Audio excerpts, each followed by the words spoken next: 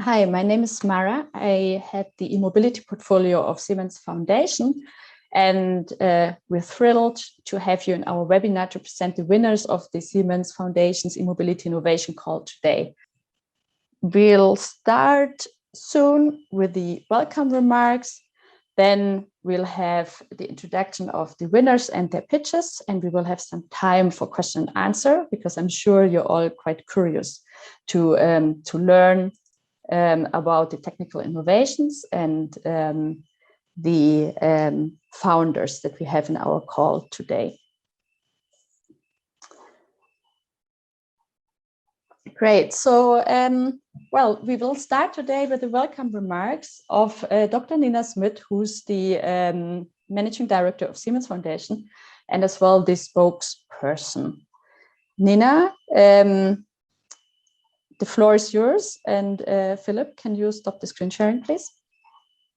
Thank you very much. It's a pleasure to be here with you today, dear participants. I very much look forward to all the interesting pitches and to all the interesting comments you're going to make. I welcome you to the third episode of our Spotlight on Virtual Discussion series. And today is actually a very special event, because instead of focusing on a high level, on a meta level topic, such as investing in e-mobility, we are actually focusing on 5 social enterprises from sub-Saharan Africa. What the 5 startups have in common is their innovative e-mobility solutions and their sustainable social business models. They all participated in Siemens Stiftung's call, E-Mobility Made in Africa for Africa, and convinced a renowned jury of international experts. Now, in today's session, we have the chance to learn more about their visionary e-mobility services, and this ranges from medicine distribution to transport services, from food deliveries to solar-powered agricultural solutions. The award-winning innovations are very diverse, and they show that smart e-mobility solutions are needed in many different sectors. We at the Siemens Stiftung are convinced that sustainable mobility is essential for social and economic development and achieving global climate goals, especially when built upon a foundation of sustainable energy and circular economy technology. Through our partnerships with startups in the local e-mobility sector, like our winners, we promote the development of innovative technological solutions and social business models. Now, I'm very proud and look forward to today's presentation and discussions. And I would like to take this opportunity to very much thank our international jury that has vast experience in international organizations, venture capital, and the clean tech environment, who selected today's final winners. They will be introducing them today. So many thanks to Juliana Rotic, David Rubia, Daria Saharova, Olazimbo Zorjerin, and Rolf Fuber for joining us today. And now the floor is yours, and I'm very much looking forward to hearing from you. All the very best, and thank you for joining. Thanks a lot for those words of welcome, Nina. Juliana, can I invite you for the welcome remarks from the jury side? Sure. Thank you very much, Mara. Hello, everyone. I'm joining you from Nairobi in Kenya. And I just wanted to attempt to speak on behalf of the jury members. And before I do that, I wanted to just share a few thoughts around the work that you're doing and the urgency of the positive effects of what you're doing in Africa and the topic of e-mobility. So first of all, one of the key things that we all know is that climate change is a clear and present issue for all of us around the world. And atmospheric CO2 levels are now more than at any time in the last 2 million years. This is the highest amount of CO2 levels in the air, in the atmosphere. And then if we do nothing, the pace of adoption of technology can only get us to zero emissions in 2050. That's a long time ago. That's a long time to happen. And we do not have the time.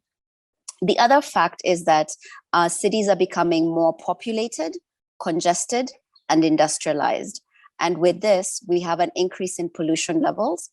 And according to the Brookings Institution report of 2017, the human cost of air pollution is abnormally high in Africa, with 246,000 premature deaths in 2013 alone.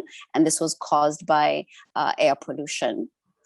And this is another fact that is also kind of a bit of a double-edged sword, but we've got demographic changes, with 75% of the population in Africa being under 35.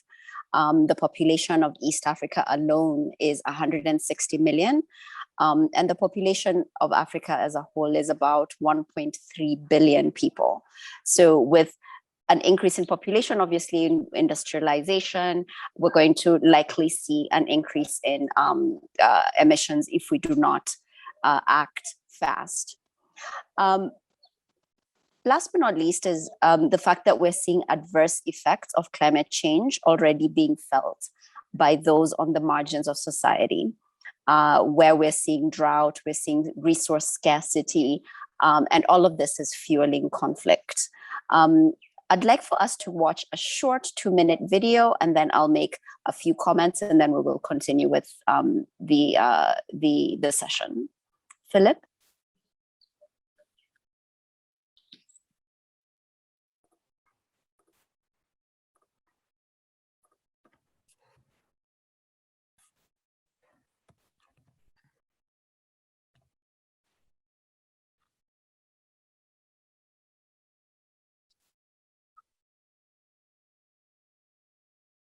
Philip, we don't have sound.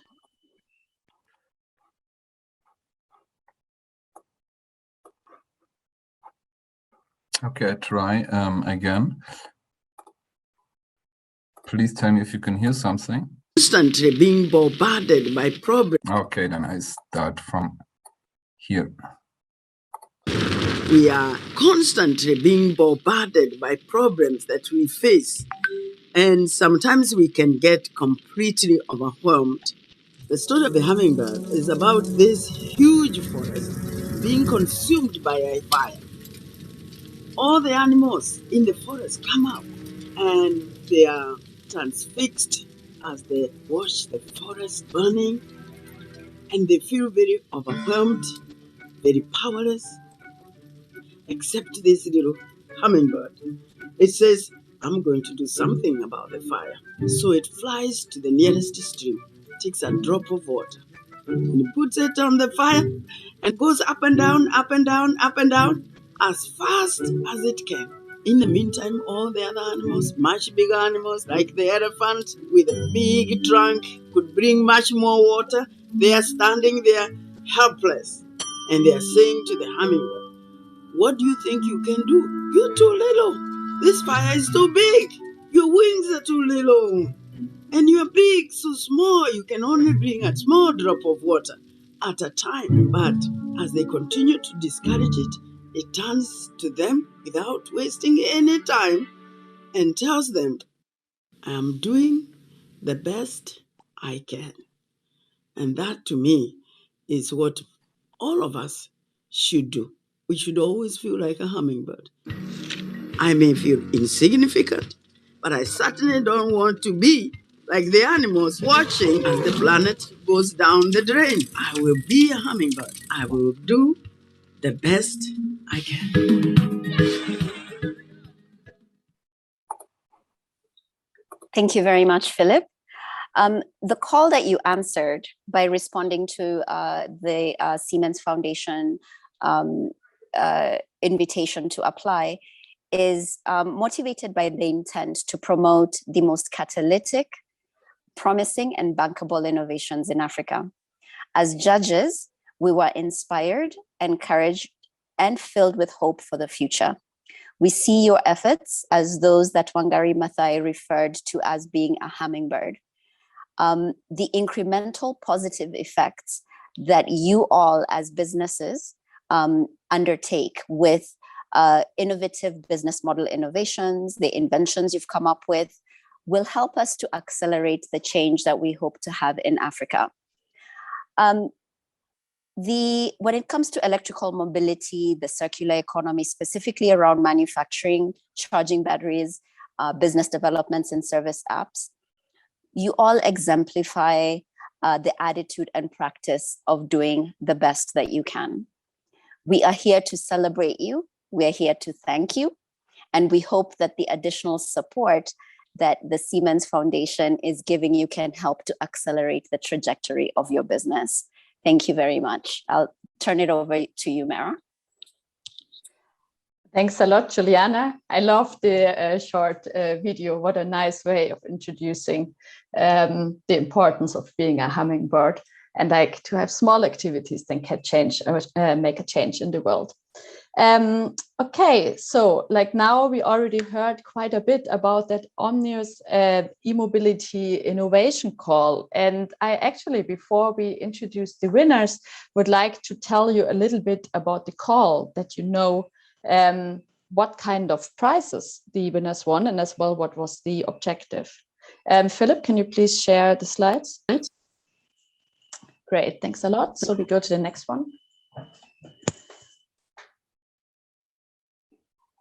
Okay, and can like already start talking. So Siemens Foundation is supporting social enterprises since a long time already. It's kind of our legacy. We believe in approaches, social enterprise or economic approaches to make a change in the world.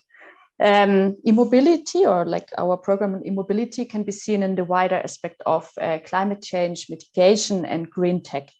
So early this year, we launched the call, and we had more than 100 applications from 19 sub-Saharan African countries.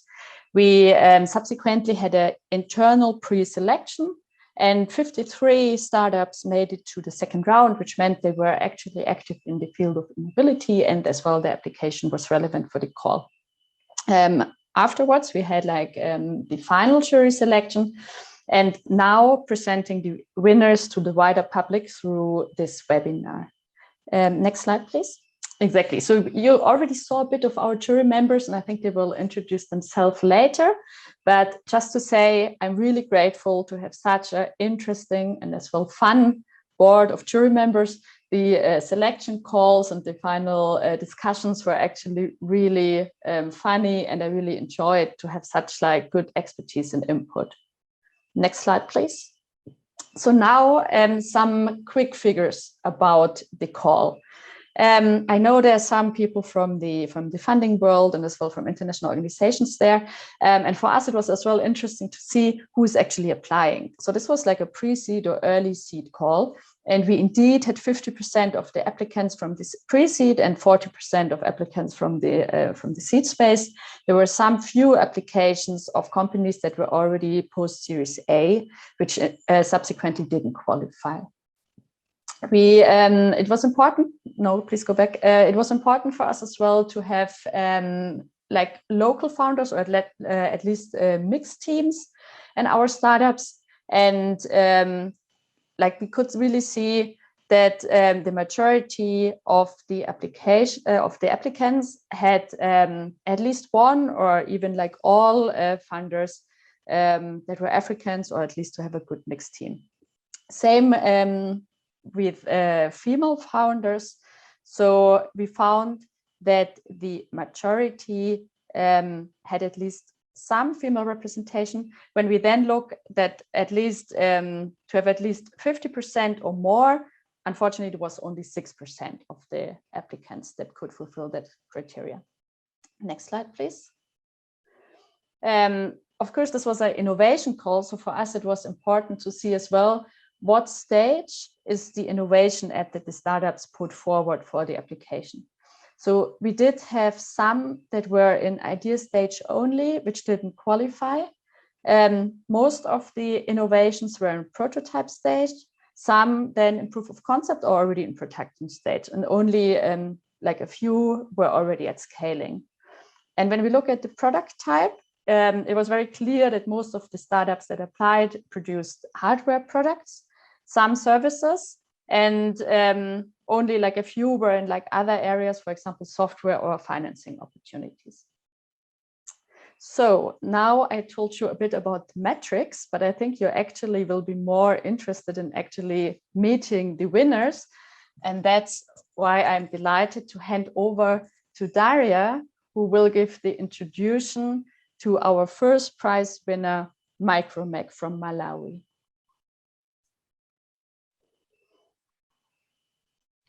Hi, thank you, Mara.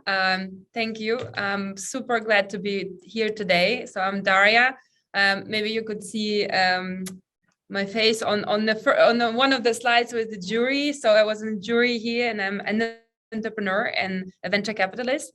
Actually, still in the stealth mode, but I'm with the top team of engineers and also VCs. We are raising, or in the process of raising, the biggest European climate tech fund in the moment in Europe. So when we talk about climate, and I think this is why I'm also super happy to be here, also be the first one to present the Micromech.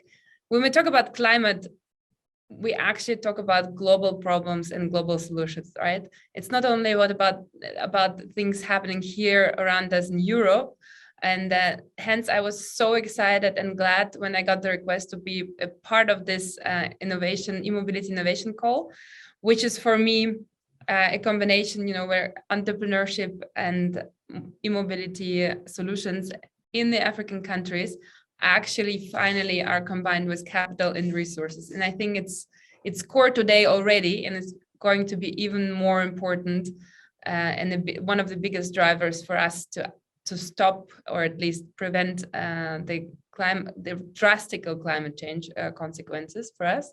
So big thanks to the Siemens Foundation and Mara, Elizabeth, Rolf.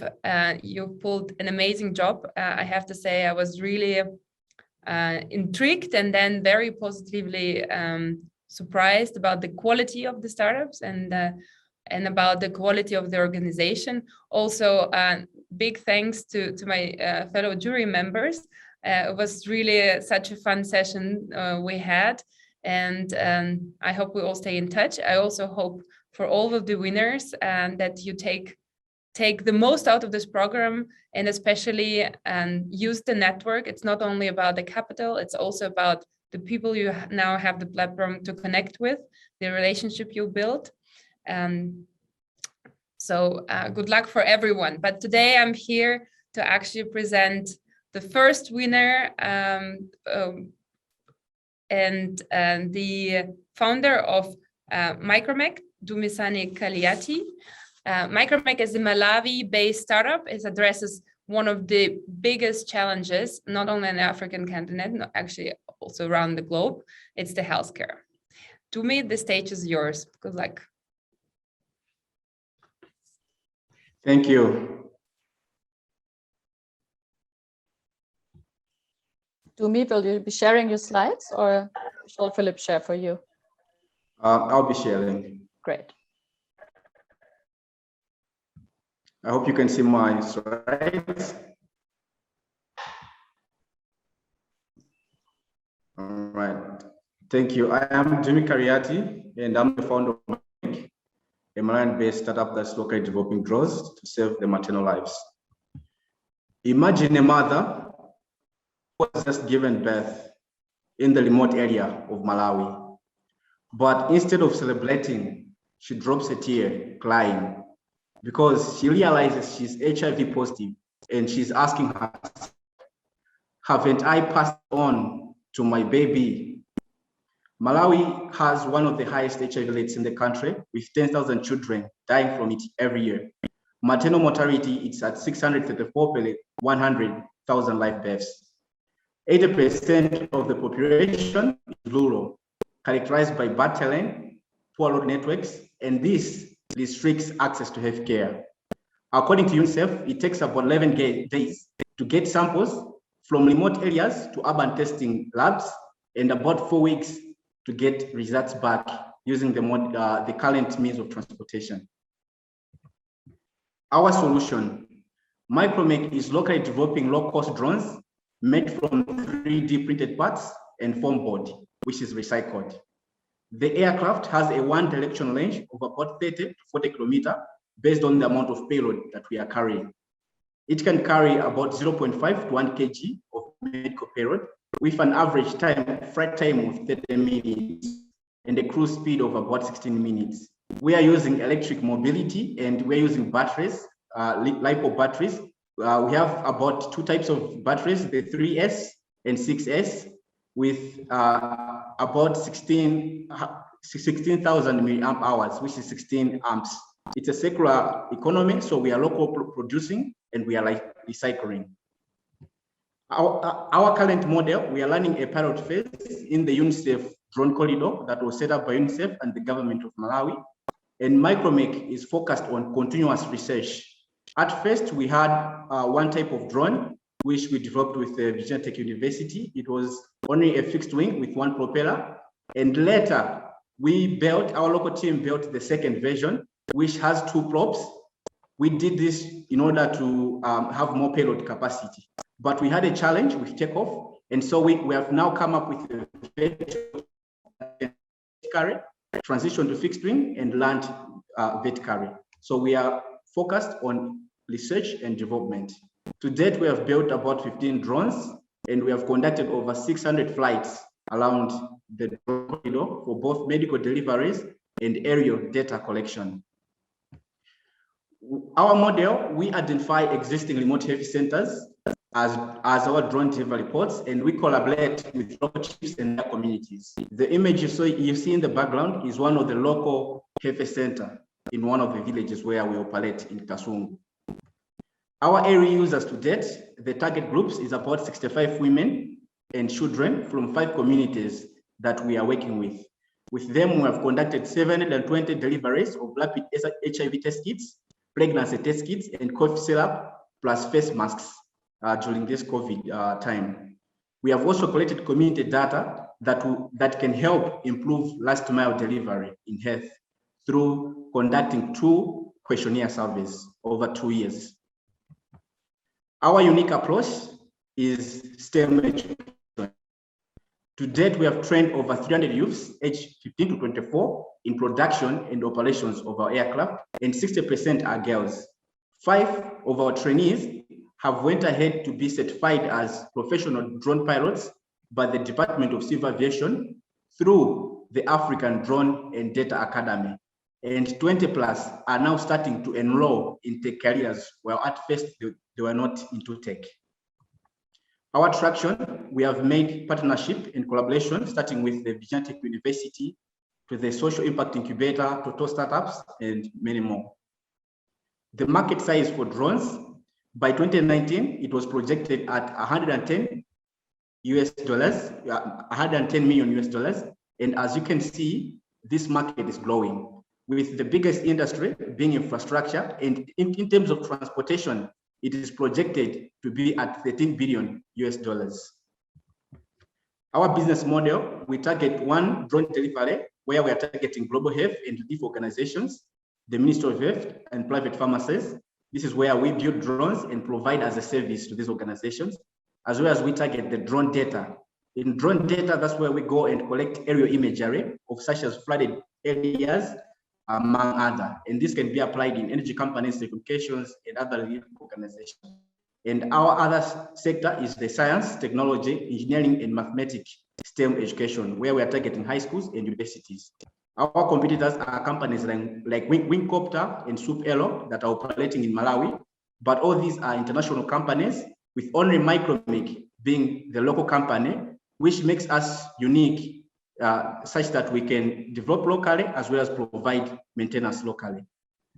Our team starts with myself, the founder. I hold a bachelor's degree in information technology from the University of Malawi, and an executive education from Western University in entrepreneurship and business.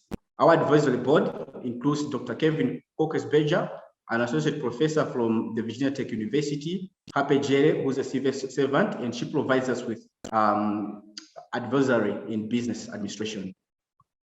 Thank you so much. Thanks a lot, Dumi. Please remember, for the audience, if you have any questions, please drop them to the question and answer box. We will have a panel discussion in the end and answer all the questions. Great. So now this is like the first prize winner. You'll see from our selection, or from the selection of the jury of winners, that we have really different companies. Dumi, could you stop the screen sharing, please? Because now I would like to hand over to David Rubia from the United Nations Environment Programme, who will introduce our second winner, Bim Sal from Burkina Faso. Thank you very much, Mara. Can you hear me? Fantastic, fantastic. So greetings all. David Rubia with UNEP. Very, very, very excited to be here. This was a very, very touching and very fulfilling process, being part of this jury and being able to see innovation firsthand in so many different areas. So I've been asked to introduce, very excited actually to be introducing Mr. William Elbudo of BEAM SARL Limited from Burkina Faso. He'll be sharing more about the Rural Energy Assistant. But for me, just a few pointers about the RARE. Some of the things that hit me about it is when it comes to food production in Africa, it doesn't get more on the ground than the handheld hoe. And so for me, a product that looks to improve how we are farming at our most basic and prevalent farming units, it has the potential for impacting a very wide swath of African society. Then something else that jumped out also during this process is that RARE was inspired by the campaign of the former AU chairperson, Nkosazana Dlamini Zuma, who had the rallying call to confine the handheld hoe to the museum. Now, the innovation here is for me the simplicity of it, the connectivity of one apparatus across so many different applications. So it is a farming device. It helps with tilling, but it is also based because of the renewable energy it has. And I don't want to take over the presentation. It can be able to do so much more. So for me, looking at this from a sustainable development perspective, I could see the connectivity with so many SDGs, Sustainable Development Goals, poverty, hunger reduction, equality, gender equality, and reducing inequalities in the rural space. Talk about sustainable consumption production, affordable and clean energy, and climate action. So I was very excited to see the connectivity here.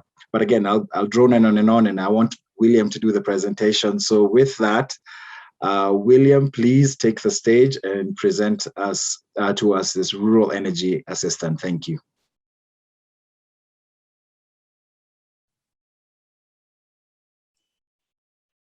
Yes. Yeah. Hi, William. Hi, Mara. Okay. Am I on? Yes, you're on. We can see your presentation. So you can just say next slide. Okay, wonderful. I'm William Elbudo from Burkina Faso, and I'm a mechanical engineer since I'm working in the field of renewable energy since 25 years. Philip, next slide, please.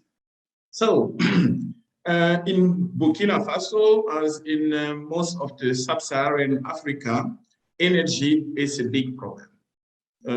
But energy for productive and domestic use.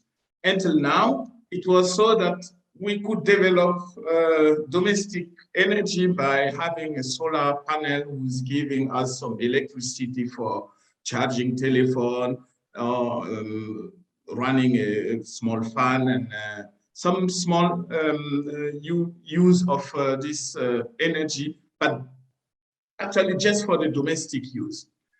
Productive use is very important, and we won't be able to improve the life of the people in the rural area without giving them both domestic and productive use. This is where the mobility is coming in, because people don't live on their field. So you have to make the energy mobile.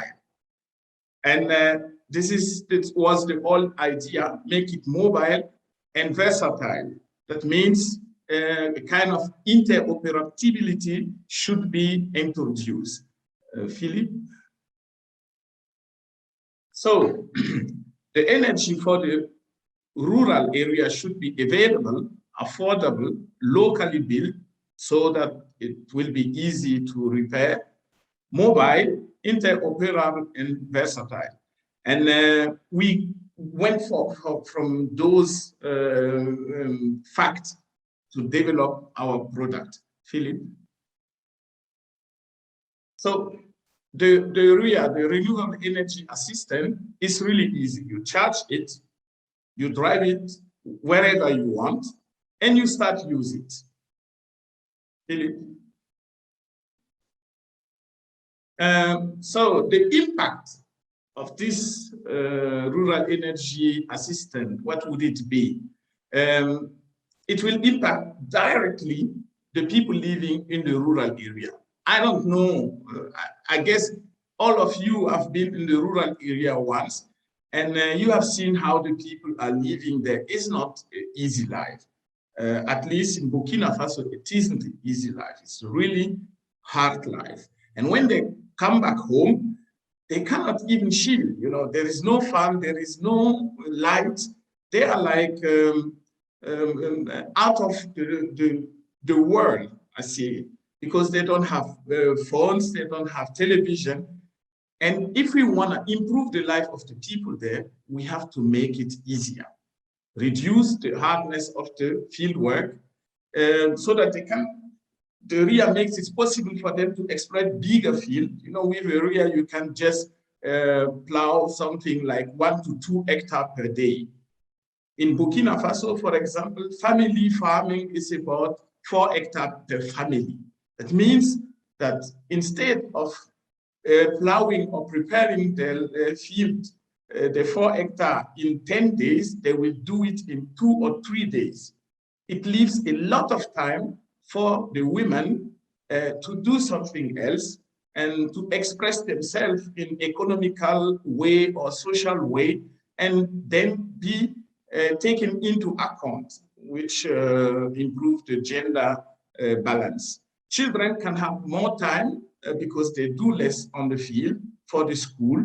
And, you know, REA is something like 5 kilowatt hour energy content.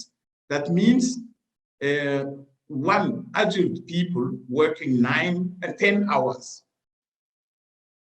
It's a lot. And the REA in that way will impact at least 10 of the 17 SDGs. Philip. So what is the competitive advantage? Some people are using the handheld hoe.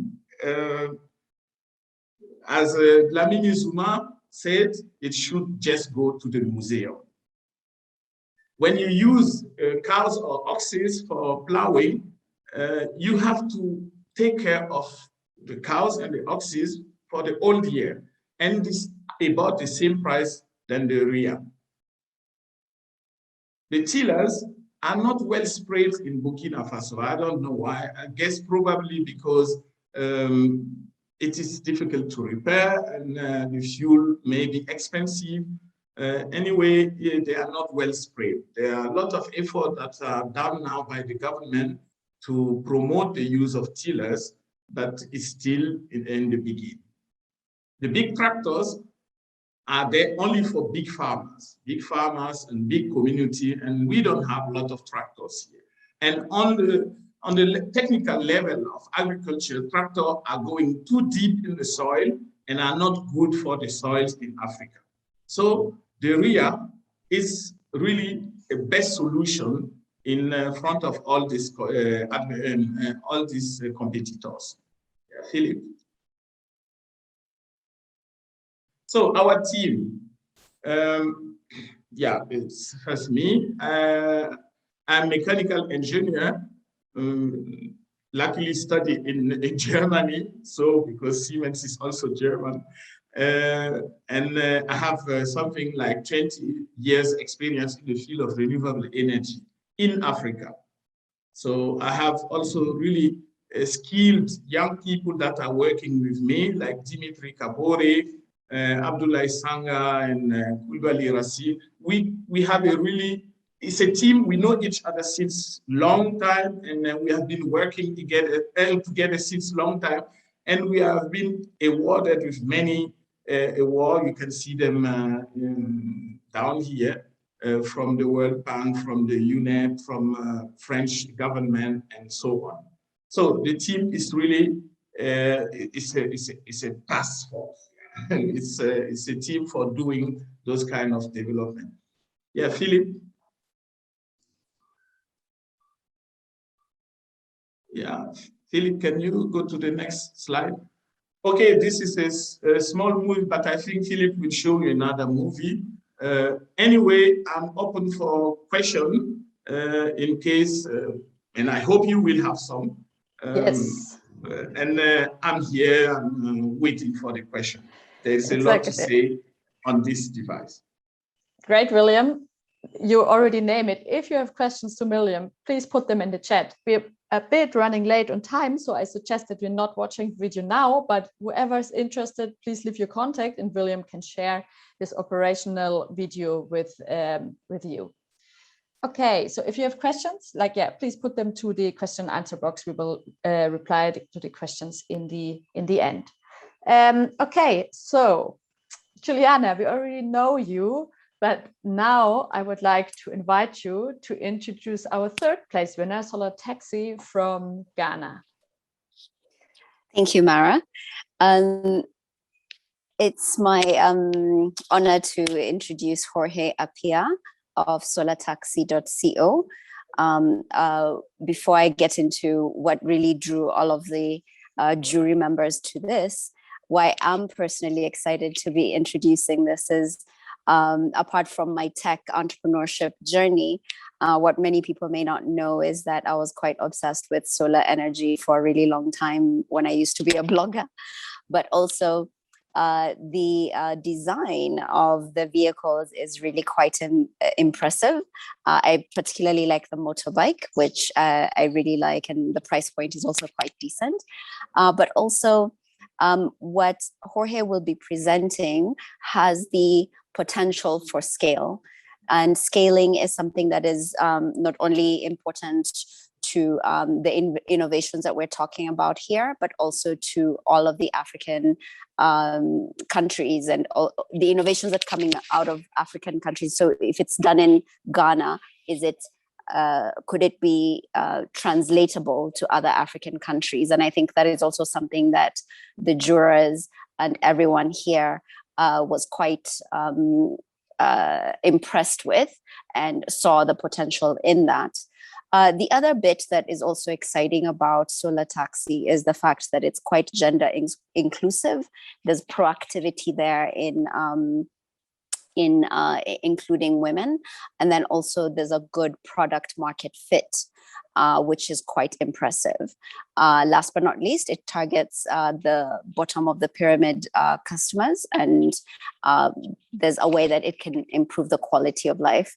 So I'll invite Jorge to share with us the innovative business model that, with pay over time options, and also to tell us more about Solar Taxi. Thank you very much. Thank you, Juliana. I think your introduction has been amazing. Thank you very much. It's very comprehensive. My colleague Gifty will be doing the presentation, and then I will be supporting her with any other question. So Gifty, will you mind to start a presentation at your end?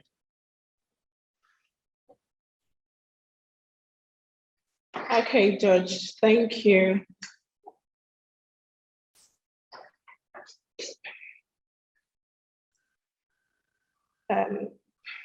Gifty, is it working with the screen sharing?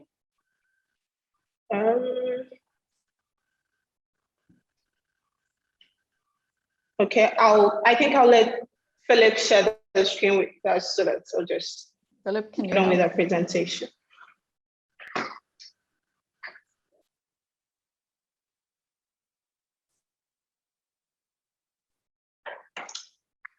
Okay, Philip, thank you. My name is Gifty Okrino. I'm a growth associate with Solar Taxi. I'm leading investment discussions with Solar Taxi. So to begin, we are very thankful to you for the opportunity you've given to us. We aim at scaling, and with you, we hope we'll be able to do that. So Solar Taxi is an e-mobility company that aims at providing affordable transportation to its people. Philip?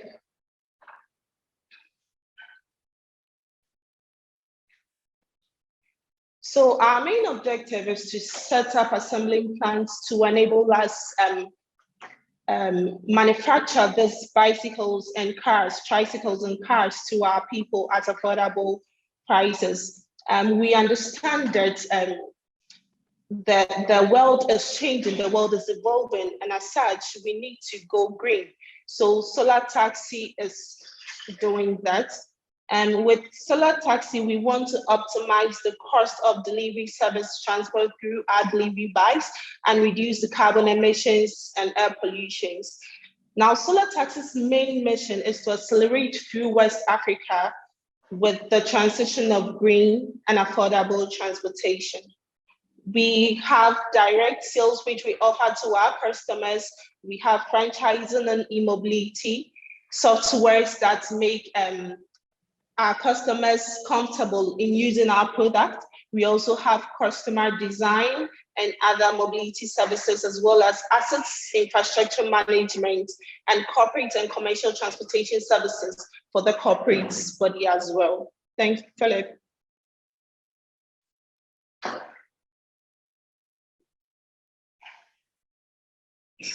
Philip? So our impact is to consider gender. So with gender, we believe that both the male and female have equal power, and that we could do more as females. So Solar Taxi concentrates on female, where we have our female engineering academy that concentrate only on females in the manufacturing of our tricycles, bicycles, and cars. We also feel there is the need to offer affordable and clean energy and decent work for the people. Philip.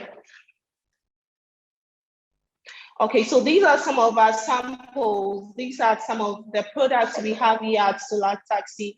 This is one of our cars. There's the motorbike, which the delivery services use, and these are the tricycles. These tricycles are manufactured on demand basis, and they are concentrated on the waste, the agri sector, and the health sector. We have vehicles that have a speed of about 50 km with a battery of 6 to 7 hours and more for our customers. Okay, Philip. Okay, so in order to meet the needs of our customers, we provide charging stations and home chargers for our clients. So our clients have the home chargers, which they are able to charge from wherever they are in their homes or in their offices as decided by them. Also, with regards to our solar hubs, we believe that there are some people in rural areas here in Ghana, as we have most of our places as rural areas, who will need these electric vehicles. So we have provided a solar hub. We actually developed the solar hubs here by our able female engineers, and these solar hubs will be located or will be stationed at the farms or the rural areas at designated points where they can get power to power their vehicles. Philip? Okay, so to help our customers, I said earlier that we have the motorbikes. The motorbikes are, for now, purposed for delivery services.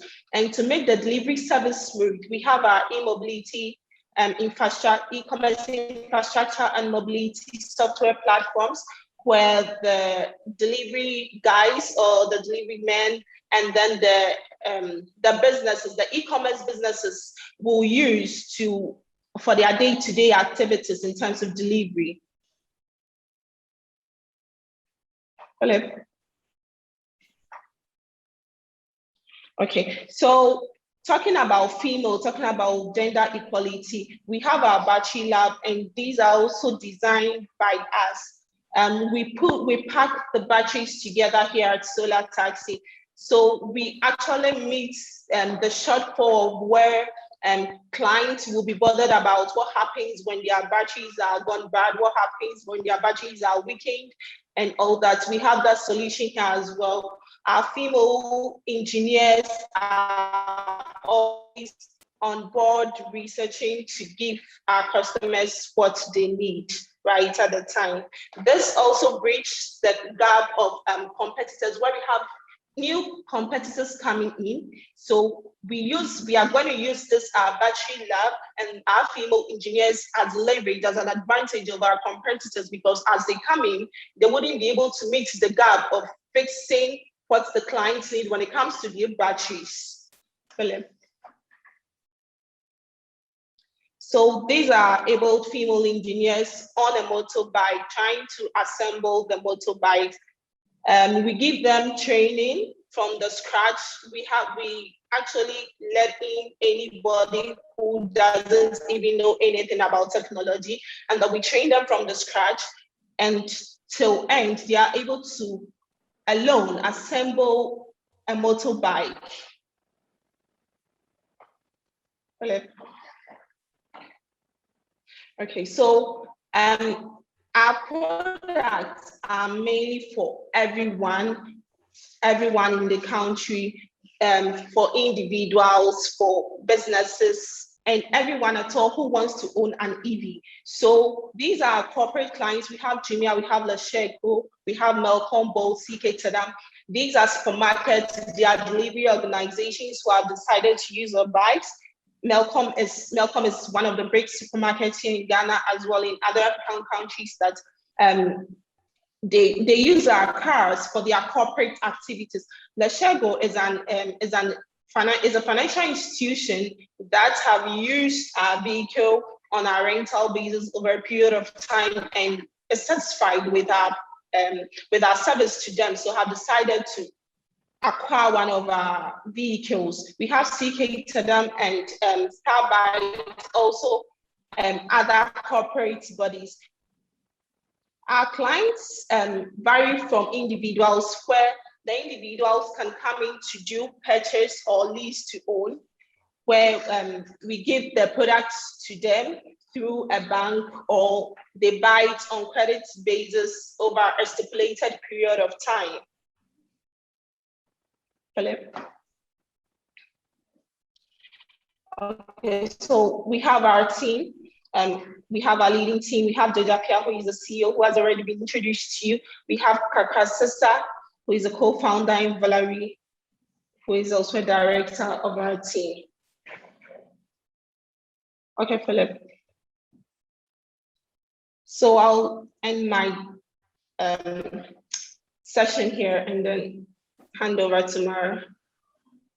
Thanks a lot, Gifty. Perfect. So if you have any questions to Solar Taxi Ghana, to Gifty or to George, please put them in the question answer box, and they will reply to it in the panel. Okay, so we're like crisscrossing Sub-Saharan Africa and jumping back to Eastern Africa, to Tanzania. So, Rolf, can I kindly ask you to introduce our fourth prize winner, Greenfield Africa from Arusha? Yeah, my name is Rolf Fuber. I'm the managing director of the Siemens Foundation, and I was lucky and happy to be part of the jury. And we in the jury were always very delighted when we saw a solution which was not just addressing one challenge, as we saw in other solutions too, but when we saw a much broader approach. And Greenfield, based, as Mara just said, in Tanzania, has a very holistic view in their innovation. It addresses a number of very really urgent issues. I just want to mention a couple of those. It's the issue of food security or food waste, a huge issue, not just in Sub-Saharan Africa. It addresses air quality, climate change. We discussed this before in this session. also a very global issue and also a very African issue. It addresses the challenge of job creation in a green and sustainable economy. We saw the empowerment of local youth and talents, and we saw a focus on establishing local value chains. And in addition, the jury was impressed by Jonathan Chaka. He is the founder of Greenfield, a very visionary man. He is very dedicated and an energetic businessman.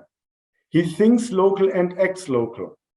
In a global trend to establish local value chains, he is in the middle of that, and at the heart of it, in this development of establishing local value chains in Africa.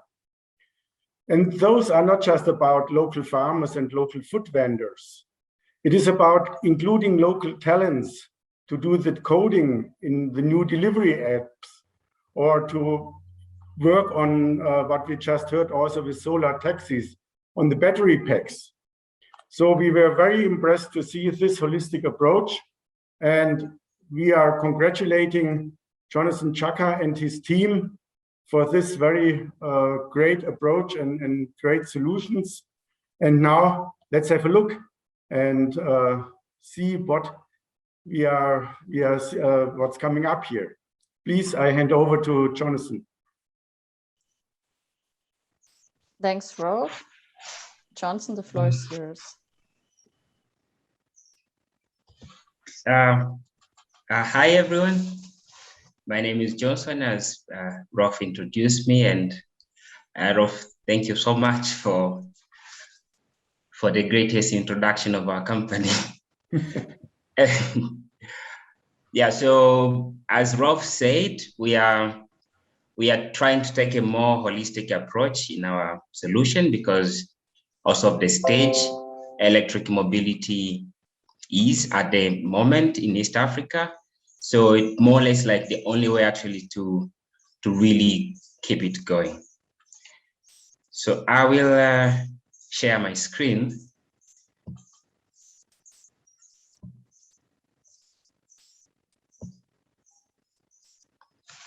I hope everyone can see it. Yes, perfect. Yes, so Greenfield Africa, what we are working to do is actually transforming how local consumer markets works, and we have electric mobility as the key component of our journey to do that. And the reason actually we are doing that is because of the challenges actually most of urban places, not only in Africa, but actually everywhere in the world, is the lack of efficiency and reliable facilities, especially when it comes to accessing important consumer goods. And in our case, we are focusing on access to healthy and nutritious food. As the trend that we are good, I can say we are good at producing, but when it comes to consumption, we lose quite a lot along the way, and very little actually of what originally get produced get to the final consumer.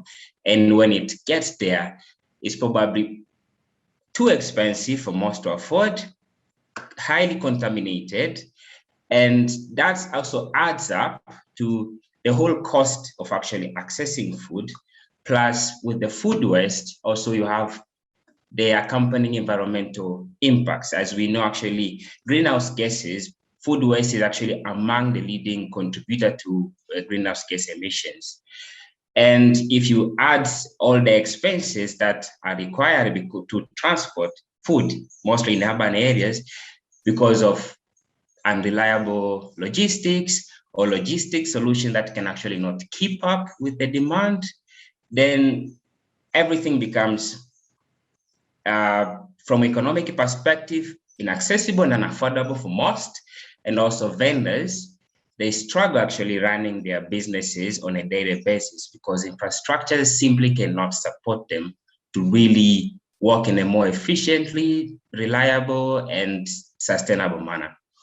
And also one other important factor is actually Africa is the fastest growing in terms of populations, and also when it comes to urbanization. And still, most of our infrastructures, they are way behind. They still cannot keep up with already what's happening now. So we can only imagine what's going to happen in the next 20 or 30 years. So we are really in the forefront trying to address these challenges, making sure by the time everything will probably run as smooth as it can get. So our solution, actually, as Rolf introduced, is trying to combine technology, electric mobility, and infrastructures to support these things to run together.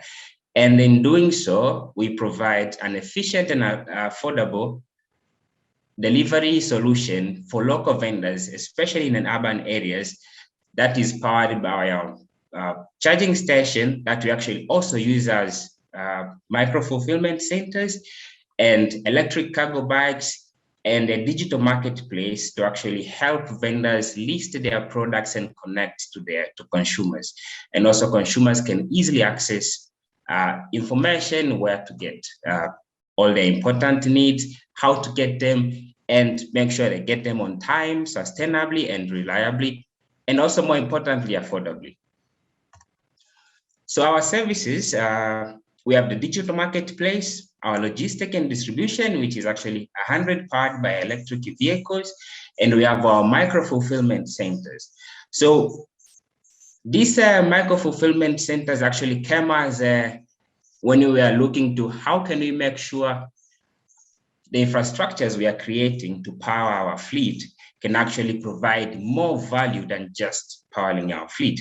So we use our charging station also as temporary storages to bring products that these vendors are selling closer to consumers, so to reduce the cost of actually accessing these products, but also storing in an environment that can ensure integrity of the product and reduce the waste generated. And the plan is to actually power our charging station using fully renewable energy. So each station will be actually fitted with 4 kilowatt of PV solar panel installation, and that will be enough to at least power our vehicles, some of the vehicles, and also charge the batteries, and also keep the integrity of the contents inside the stations. And so the key component, which is actually where the most of the magic happens, is the digital platform we are creating. And this is where most of what we are trying to achieve is going to happen. Because in Africa, actually East Africa or Tanzania in particular, it's not that we are suffering from having fewer vehicles. We have a lot of motorbikes out there, but they are so inefficiently utilized that in the end, you actually just have one motorbike probably used only 30% of the time, and the 70% is just sitting there because there are actually no digital platform or underlying platform that can actually make sure these vehicles are maximized in terms of efficiency. So we think if we combine this plus electric mobility, maximize the efficiency of our resources at least to 80%, that can actually have a huge impact on affordability and actually how efficient we can deliver goods. So on top of that, the digital platform also acts as a digital marketplace where vendors can create virtual stores and list their product, and consumers can go and actually access the product, order straight, and track their order as they get to them. And our fleet, currently our fleet is mainly powered by electric motorcycles. And we're actually working on developing an electric cargo trike that will be fully locally developed, only complemented by features that we cannot access locally. So we'd probably import batteries and motors from countries where they actually develop them, especially China, but the rest will be locally developed. And our scooters, they have quite a decent range. They can go up to 120 kilometers on 3 battery packs. And they have swappable battery packs, as you can see. So it's easy to make sure they are constantly on the road, and you don't have to spend time charging them, as you can easily swap the battery in just a matter of minutes. And they can carry up to 100 kilos.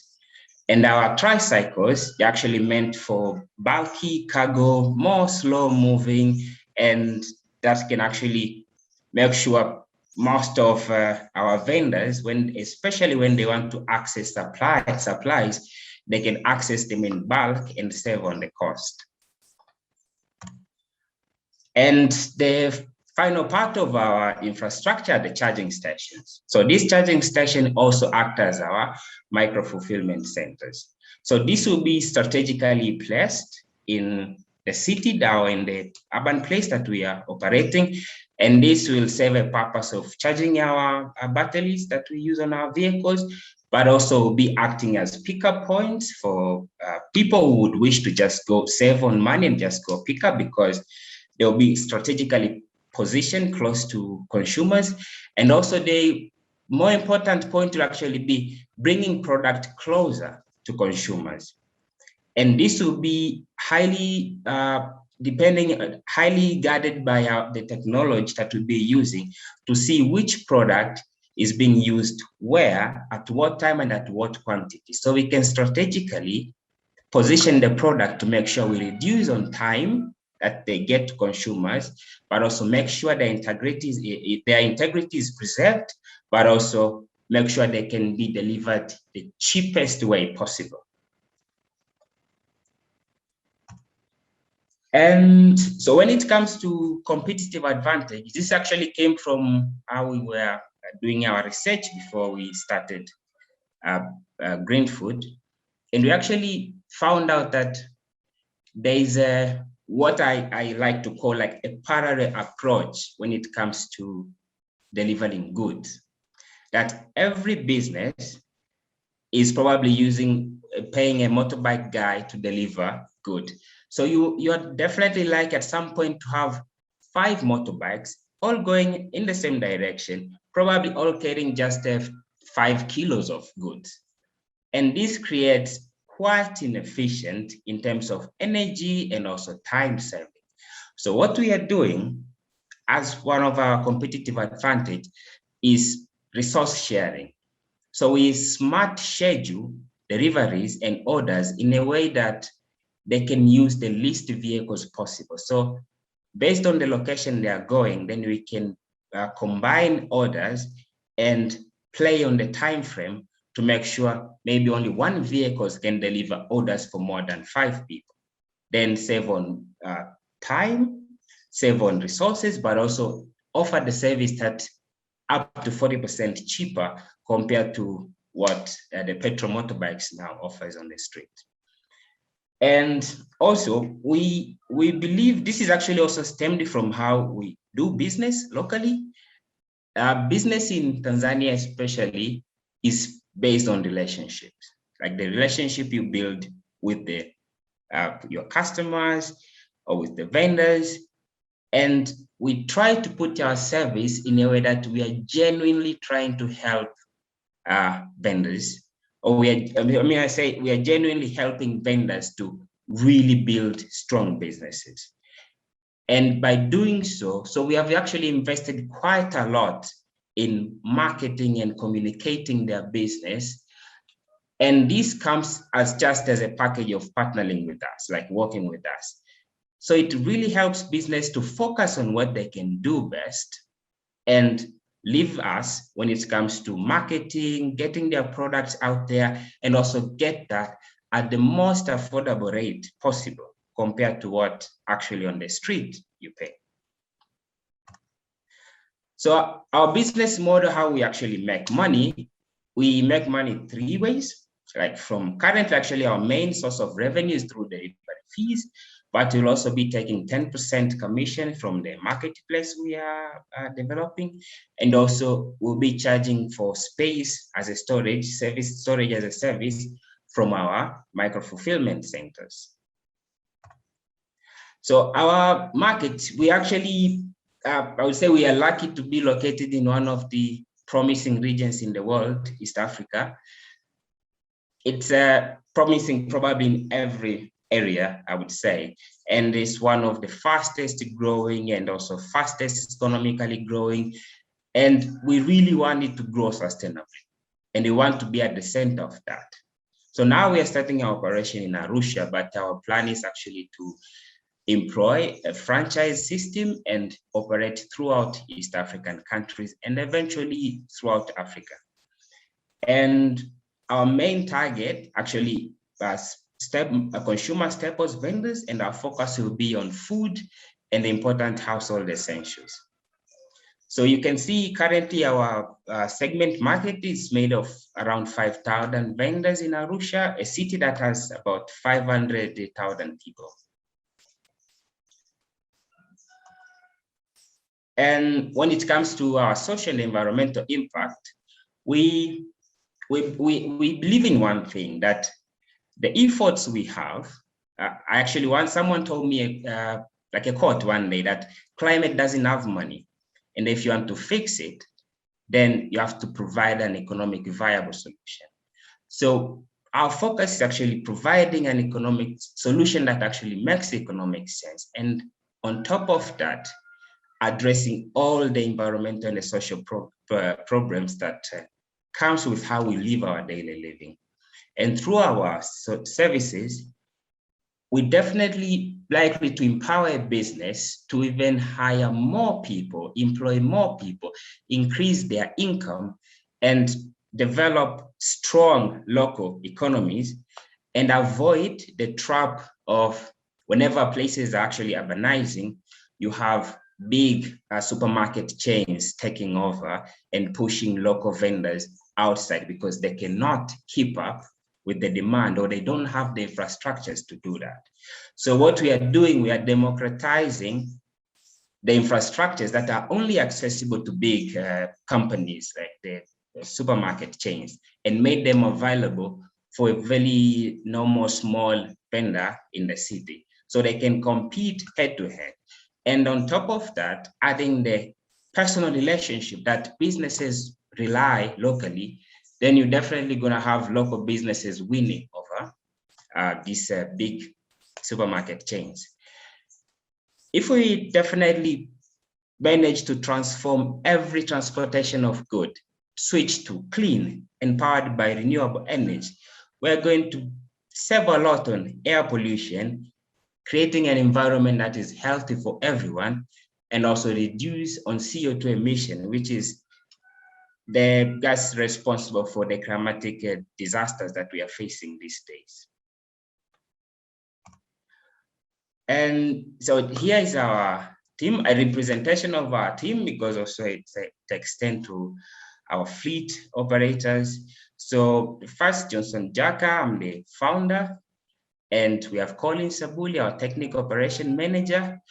And for me, I started wildlife management, and up to today, I still consider myself as an environmentalist and a wildlife manager, but turned ecopreneur. So I'm really trying to create the best of both worlds, the business world that can live harmoniously with the wildlife, with the natural world.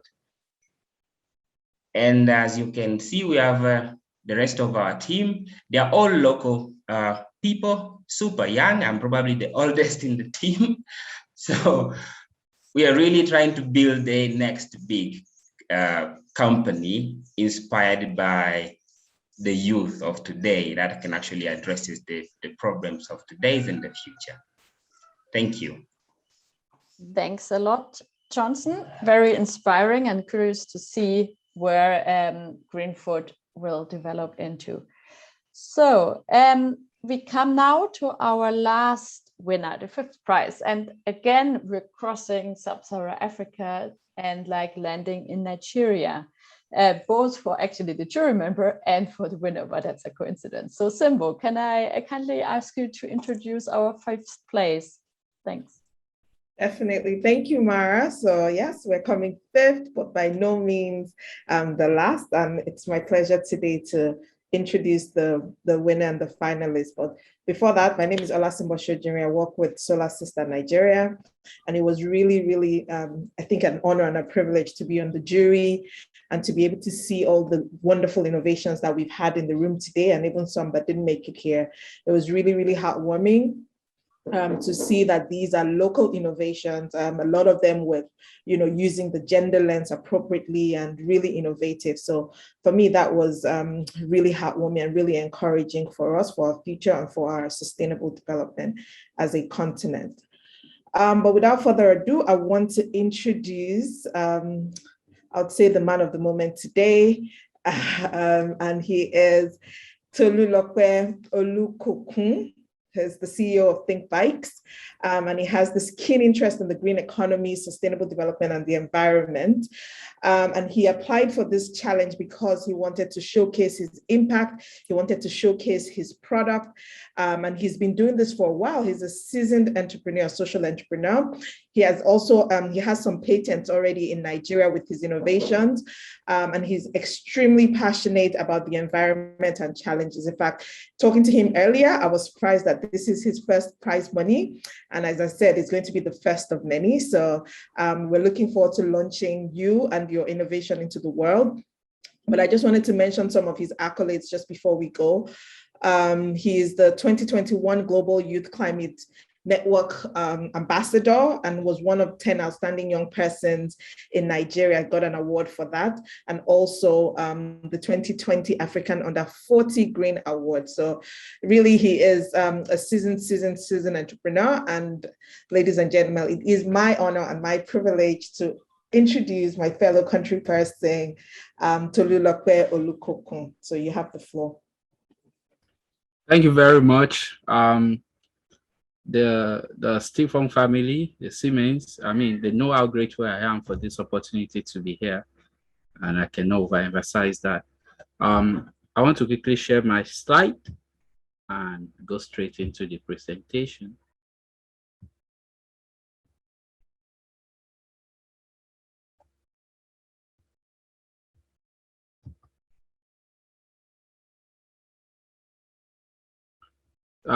I see there is a glitch in my network. Can I please turn off my camera for the presentation? Sure. Okay, thank you. Good afternoon, ladies and gentlemen. My name is Tolulope Olukokun, and I'm the CEO and co-founder of Think Bikes Limited.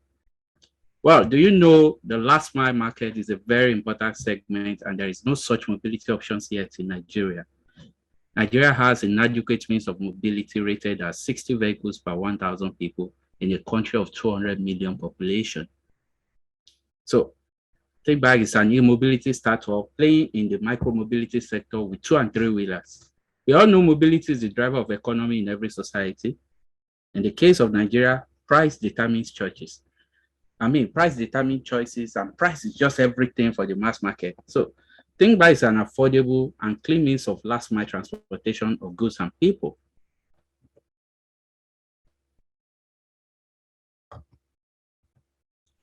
Our deal is leasing our solar electric cargo bikes to SMEs, and we receive 20 euros per kilometer per month on the lease.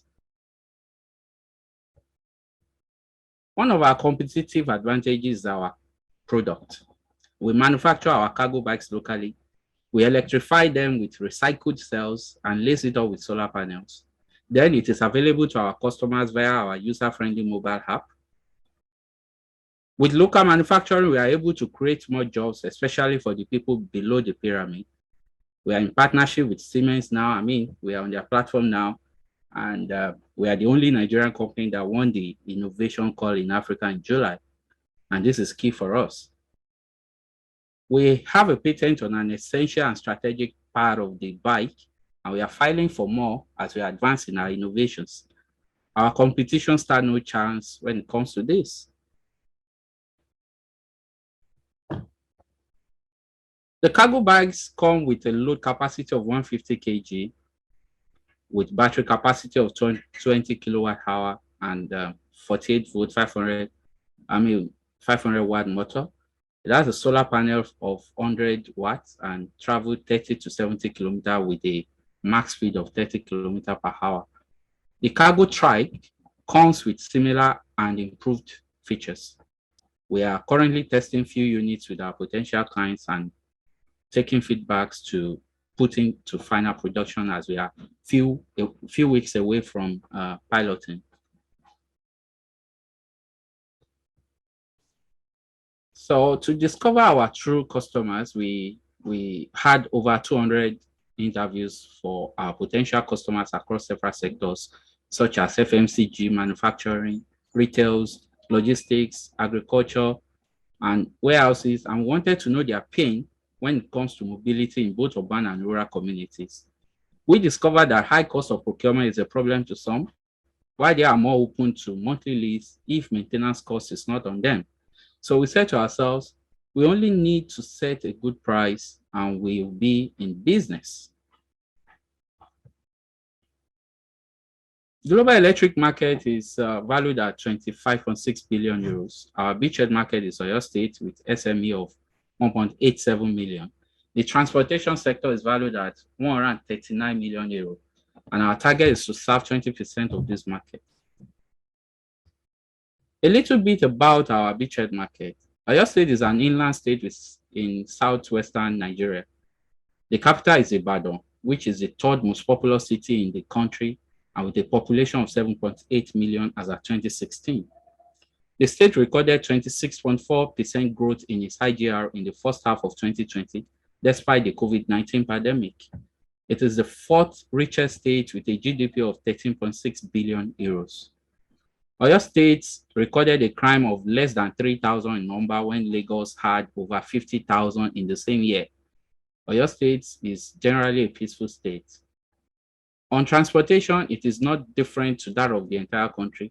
Most roads are off-road, except in the central urban areas that are somewhat fine. The state government ordered some mass transit buses a few months ago, but they only plied the city centers, and no plans for the peri-urban and rural communities, and there is no provision for the last mile, and this is where our opportunity lies. Our value is the lowest cost of ownership for a month compared to other solutions. ThinkBytes reduces the operation capital by 90% while doing much more in operations. This returns a huge profit to our customers.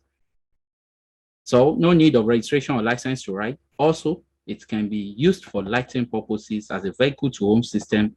Besides, they are useful for off-roads that are common in the state.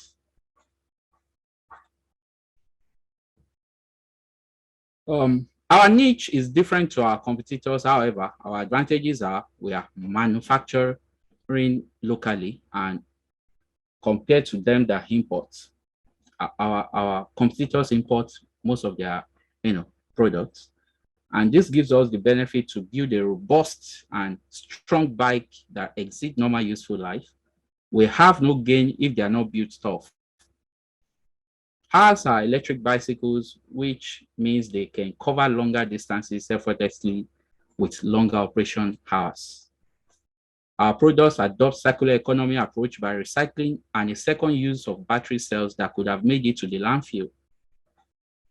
Women are more open to use our bikes because it is stable and easy to ride even without any prior knowledge. With 20% of our beachhead market and at least 200 kilometers on the bikes monthly, we will be having a profit of 67 million euros at the end of the fourth year. On climate impact, ladies and gentlemen, what you see on the right is carbon emission on existing solution compared to ours. On the left is the climate impact on our beachhead market. We save 37,000 tons of CO2 per annum with only 2,000 units of these bikes circulating in the market. I am the CEO, an expert in mechatronics, autotronics, and automobile. Our CTO is Sadiq, a Google certified software engineer with many apps on Play Store and Apple Store. Akinrin Adejumoke is our business manager. We have a combined 29 years of experience in our team. And our dream is to move Nigeria to 100 vehicles per 1,000 people in the next 4 years, and with 500,000 active users, and most importantly, generate a huge profit of 50 million euros per annum. Please join us as we improve mobility in Africa. Thanks for listening.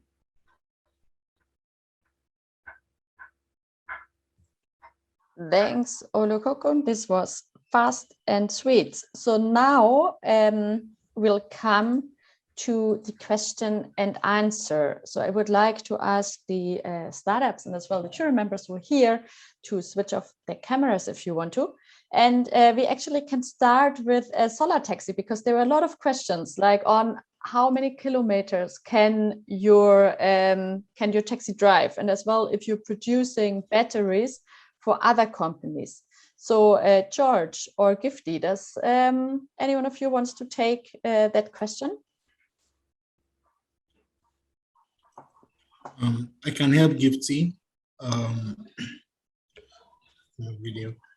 So our cars basically have a range between, the least of them is about 100 kilometers. The highest range is about 500 kilometers. But majority tends to be on the average about 250, 300 kilometers. For the bikes, the minimum is 80 kilometers. The highest range is 200 kilometers for that.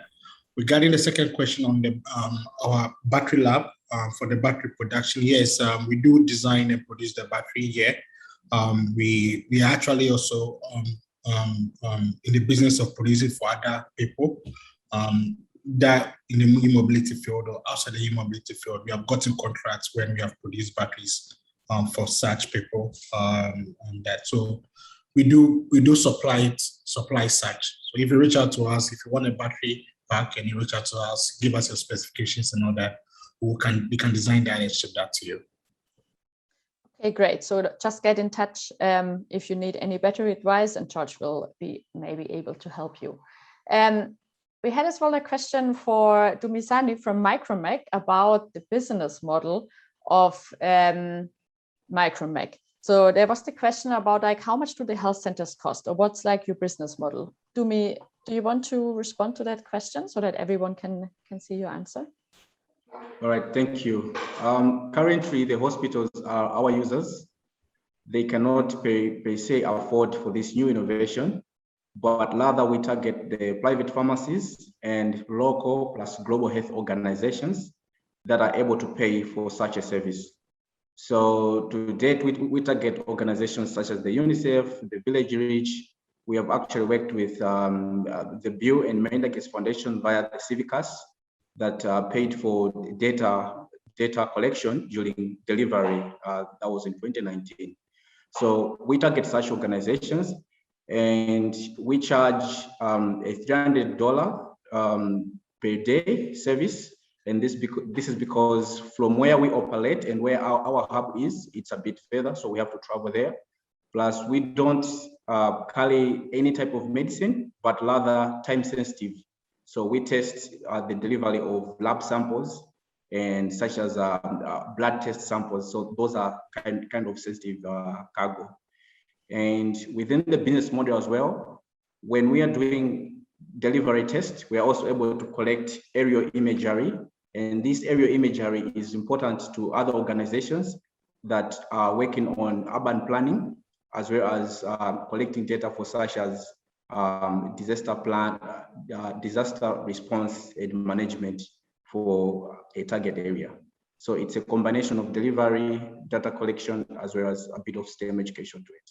Okay, thanks a lot, Dumi. And we have a last question to Johnson about what is the cost of your tricycle?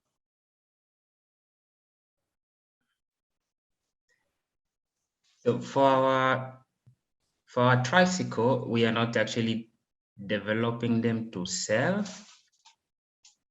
So our approach is, as our company is focusing on electric mobility as a service, so our approach is developing the infrastructures and also combine it with our digital tool and make it accessible for users. So for companies or operators that are actually willing to acquire vehicles, we'll be doing it in a leasing model system and not really selling it one time. So we give you the vehicle and you can give us we agree on a flat rate that you give, like how it works with the motorbikes on the street, that someone buys a motorbike and gives it to a driver, and they collect a flat fee per day. So for us, we'll use the modified version of that, but it'll also include the digital tool that we would want to make sure your vehicles operating more efficiently.